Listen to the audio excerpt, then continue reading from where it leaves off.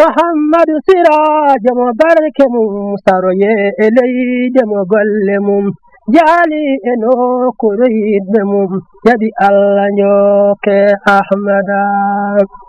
أجلي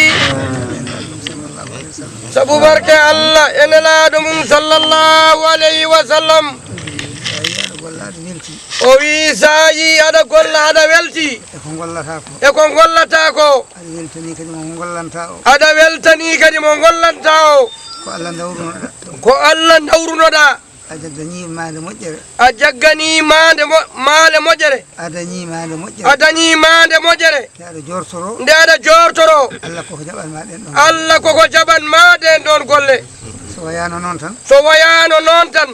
ولونجين تان برنامج نيفل تراد كله ده ولونجين تان برنامج نيفل تراد كله ده كون صاحبي دومتن كون صاحبي دومتن جوكون جورتو تمكو كم الله تبارك وتعالى تمكو كم الله تبارك وتعالى كو جبان دم قول ما ده سو جباني ما قول ما ده تنون مونغولان دا او برنامج بوبات سبرنامج كوبوبي هاجو ما فيبي ko bernde ɓumnede randartete so ɓernde ɓuuɓi tan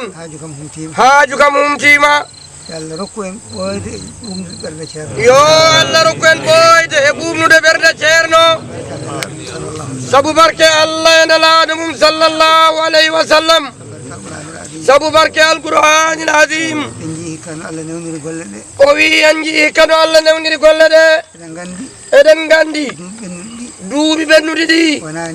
wonani wayanno o wi hikkade ɓuri nawade e duuɓi ɓennuɗi ɗi ene ɓuri kadi foftinde ene ɓuri kadi yawde o wi eɗen gandi ɗum ko ɓeydare yo Allah ɓeydanen haajuji men ɗi yo Allah ɓeydanen moƴƴereji muɗum sabu barke Allah e nelaɗo mum sallallahu alayhi wa sallam sabu barke alqur'anil azim o wi no tinnorida fof noon ko noon dañirta kala no tinnorida kala no moƴƴinirɗa ko noon dañirta Allah kam to mumto koko welliti Allah kam to mumto koko welliti dokke makko ko bellitiɗe kala no garnano golma wayi kala no garnano golma wayi dokke ɗe jottoroma noon dokke ɗe jottoroma noon so tawi noon a dañi a dañi an ko goɗɗo jogantoma anniya e fandare an ko goɗɗo jogantoma anniya e fandare eko gollata ko eto moƴƴinde eto moƴƴinde tan beele fandare on de e anniya ono aɗa yorodira e muɗum kala ko mbaɗɗen ɗo ko ceerno anniyani en ko dañatan to Allah ko kanko anniyani en ɗum omo anniyano en koye mbawa anniyanade hen koye meɗen omo anniyano en hen koyen mbawa anniyanade koye men ndeke so yamirore nde ari tan tinnoɗen etoɗen moƴƴintede ko jam tan woni hen yo Allah wallu yo Allah ɓeydanen sembe e hattan no mbawirɗen yerodirde e yamirore nde kala nde ari kala node ardi taw Allah ne rokki en hattan e sembe wawde yerodirde eno yamirore nde ardini moƴƴinende dañen ko heɓoto hen ko yo Allah waɗanen noon sabu barke Allah en nelaɗo mum sallallahu alayhi wa sallam mataw nofuru kono yiɗi nande duwaw tan o wi mataw nofuru ko en yiɗi nande duwaw tan kono ɗo ɓumɗen ɓerde ceerno ɗo duwaw jaabima ɓerde ɓumde tan woni duwaw yo Allah wallu yo Allah fandina en sabu barke Allah en nelaɗo mum sallallahu alayhi wa sallam sabu barke alqur'anil azim en jiyat noon immo banggueji fof enen Madina o wi enen Madina naaɓe en jii aduna o ene immo bangeji fofof ina arana ko kodduɗen ɗo ko ngesa ba kodduɗen ɗo ba en jii eɓe gimmo e aduna he fofof eɓe garana ba yiɗande hoore mum wona añande bandum o wi yiɗande hoore mum noon wona añande bandum gonga alhamdulillahi rabbil alamin o wi kono noon alhamdulillahi rabbil alamina goto fof arnat gueɗal muɗum tawa ɗo ƴetta ko fodde ɗum o wi ko fodde ɗum waɗi ɓe tawa ɗo waɗi eɓe tawa ɗo koɓe tawata ɗo ko kamɓene ɓe keɓa hen arjikaji mabɓe yo Allah wallu yo Allah yom jobdi moƴƴiɗi sabu barke alqouranil azim barke cheikhana ahmad tidiane radiallahu taala anhu barke ceerno men e seere mbe makko radiallahu taala anhu jami'an alhamdulillahi rabbil alamina o wi ko hirjinta tan ha enen fof ɓeyden tinnade no moƴƴi e yamirore he o wi so yamirore nde tawlaka eɗen gandi en keƴani e guesa he so madina ardino foti ardude kala ko liggete ardi e ko liggorte ko en keƴani e guesa he yo Allah wallu omo yettaɓe omo jaaraɓe e tinnare mabɓe e ngol ɗo dawol o wi alhamdulillahi rabbil alamina o wi ɓe keeɓi ko wonno yelamaɓe woni haaju ceerno o ɗum de woni yelamaɓe o wi ko woni yela maɓɓe ko kadi ko ɗum woni yela meɗen enen almuɓe ɓe o wi ko enen fofof ndendi haaju ceerno o wi ɗo gonɗen almuɓe ɗo kamɓene ko ɗon ɓe goni almuɓe ɗo ceerno ɗo kamɓe fofof e wonde ɓiɓɓe kamɓe ɓe jaɓani wonde ɓiɓɓe koɓe almuɓe no gondirɗen almuɓe ni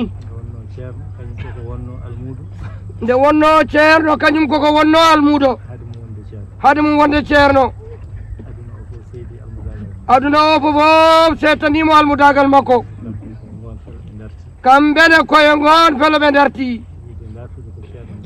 yidde dartude ko ceerno dartanno ko beela Allah waɗanaɓe ko waɗanno ceerno ko o wi ɗum noon o yetti enen en dawol ngol o wi enen arɓe ɓe noon eɗen lomti wuro ngo fof o wi nde wonno dawol fof ko yeɗaɓe ɗum tan keɓata o wi dawol fof ene jogii feeñande nde no Allah feeñirta e ngol dawol ena jogii ko heɓete e ngol dawol tawtoraɓe dawol ngol ɓe hay sinno heddiɓe ɓe ne keɓa ko heddiɓe ɓe kam keɓata ko ɓuuri hewde ko dawɓe ɓe keɓata ko ɓuuri hewde ko en jet o wi en jii hannde ko wiyeteno ceerno ala ngese men ko laaɓi hannde ene wiyeteno kadi yen liggano ceerno gila ene waawi ligganede won saha ene ara ɓe mbiyanoma kala bawɗo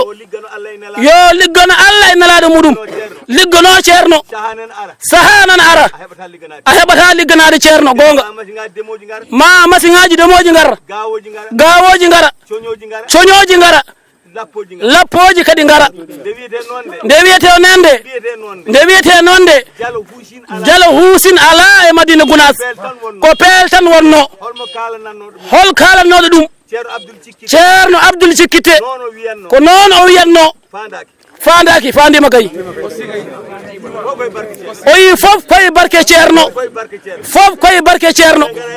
o wi oɗon gandi kam o wi en gandi kayɗi gari ñalawma goto gerte ñalawma goto makkari hankadi kay en beltima goto fof yo jogo jorto ligganade ceerno sa ligganima ceerno ha Allah wallima ha ƴellitima hen ha abadallah abadi koni tan ɓesgu ma waɗate barke kala ko yalte ma kadi waɗate barke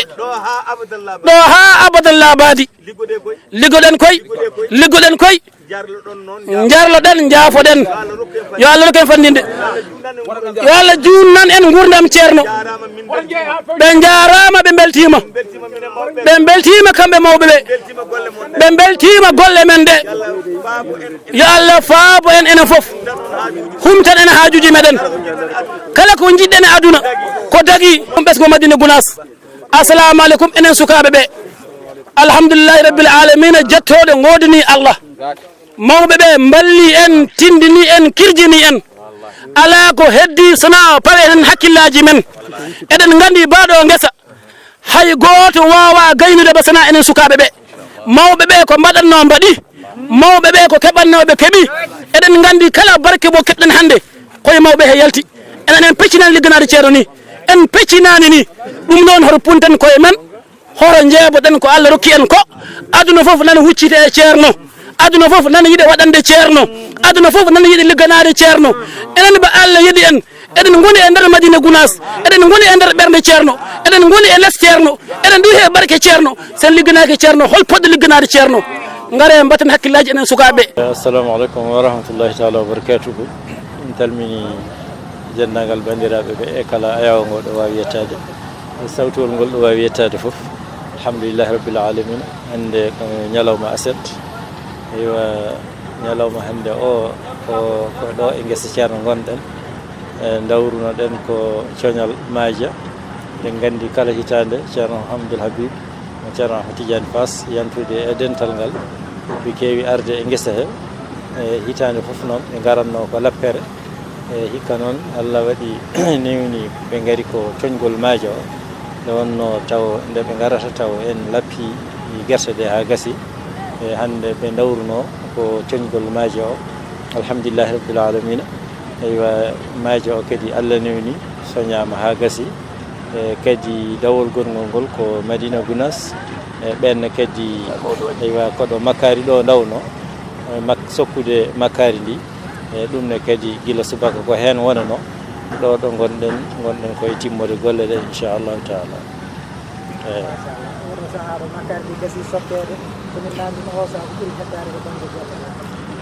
o saaha ɓuuri heddade golle tan ko dendingol maaja o so tawi maaja o rendinama hankkadi ko dusgol gooƴi ɗi ene wayno hande ko ɗe gueɗe ɗiɗi ɓurɗen heddore ɗo e guesa he alhamdulillahi Allah newni makkari ndi lappama gasi Allah newni no en kadi guerte ɗe lappanoma gasi ha hooti ɗum ɗo oɗo saaha keddoro ɗen tan ko maaja o e dendingol maaja o inchallahu taala so maaja o rendi heddoto hankkadi ko fatgol lappere wama ko wona ɗum ko dusgol gooƴi ɗi waɗa nawa gooƴi ɗi to hewno nawede to ko ɗum ɗo woni ko keddoroɗen golle men e nder guesa inchallah. Muhammadu Sirajo mo barke mum saroye e leyde mo golle mum jaali e nokkuure yiɗɓe mum jaɓi Allah njokke Ahmada.